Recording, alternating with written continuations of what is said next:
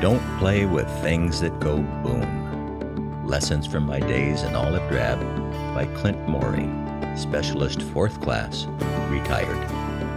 Well, not actually retired. It's more like I didn't re-up. Episode 14, The Day I Shot a Mountain. Now, life on a firebase was interesting. Sometimes we had really nice views of the beautiful countryside of Vietnam. And we knew we were reasonably safe because we had concertina wire around our entire hill and soldiers from the infantry pulling guard duty for us. So we didn't really think that much about sappers and mortar attacks. When we arrived on a new firebase, it seldom took us long to develop a simple routine for our daily lives. We kept our fire direction control center neat and ready to go into operation at a moment's notice. That was our first job. And we had 3 nice meals every day. Well, nice might be pushing it a bit, but it was food. Now, on one firebase, only one by the way, we even had TV time. One soldier had a small black and white TV with rabbit ears, which allowed us to pick up the armed forces TV signal. They would play current shows from back home.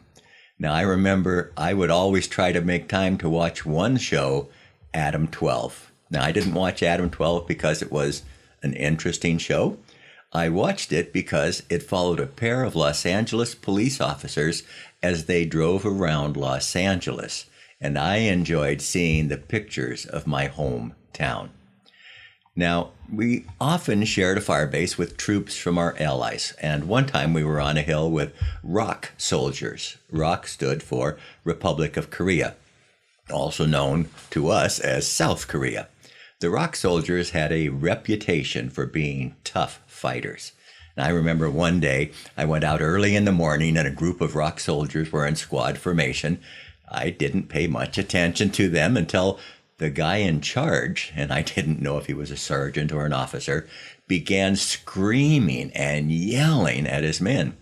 I wasn't used to seeing that, and it sure didn't seem like a pleasant or productive experience. Their leader called out a name, and one ROK soldier stepped forward. The leader then directed all of his vitriol toward that single soldier. I have no idea what that guy did. I have to admit my Korean language skills border on non-existent, but the leader was obviously upset with him.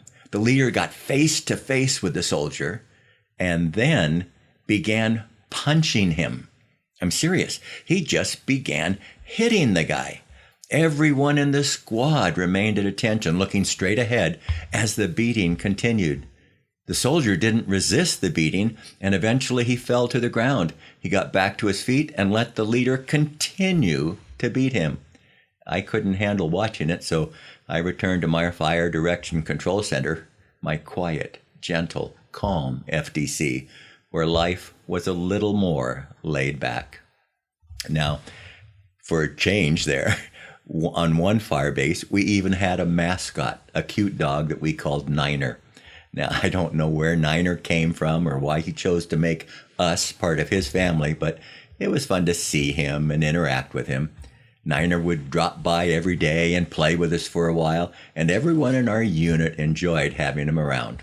And then one day, he didn't show up. We don't know where Niner went or why he never returned to us, but we missed him.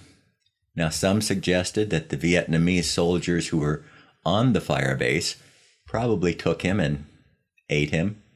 Apparently, dog was one of the menu items in their lifestyle. Now, I have no idea if that was true, but most of us thought it was.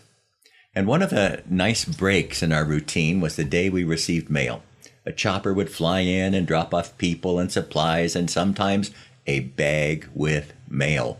When the mail bag arrived, people began crowding around, hoping they would receive a letter from home. A couple of times I even got the opportunity to be the mailman to hand out the letters. Mail was a big deal for us. Now you have to remember this was before cell phones, text messages, and the internet. Our only communication with family and friends back home was mail. Some soldiers seemed to always get letters. Some seemed to never receive letters. Now, for those of you who wrote me during that time, I can't thank you enough. I treasured the letters that I received. Okay, the mountain. I've stalled long enough. The title of this episode is The Day I Shot a Mountain, so I might as well get to it. One day, we received the call on the radio for a fire mission. The forward observer with the troops gave us the coordinates, and the guy working our radio entered the information into Freddie, our computer.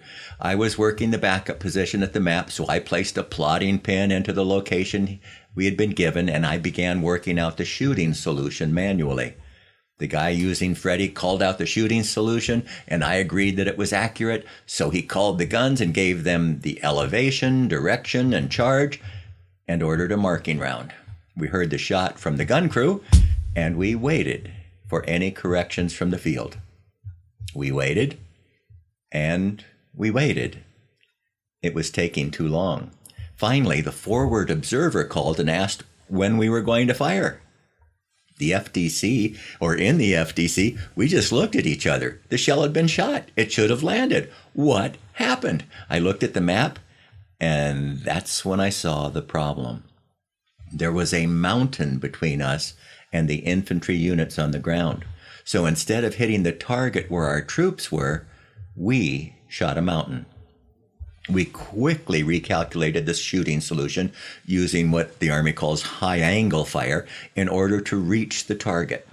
Our marking round exploded over the target, and we completed the fire mission. And we tried to joke about it. I mean, how often does an artillery unit accidentally shoot a mountain? But I knew it wasn't funny. This is the type of mistake that causes a friendly fire incident. We were fortunate that no one was on the mountain where our shell landed. All it did was blow up some jungle. No people, civilian or military, were injured. Had the round killed someone, however, it would have been my fault. I could have blamed our computer, Freddie, for generating an incorrect response, but it was my job to check the computer. I failed at that job. And that was the day that I shot a mountain.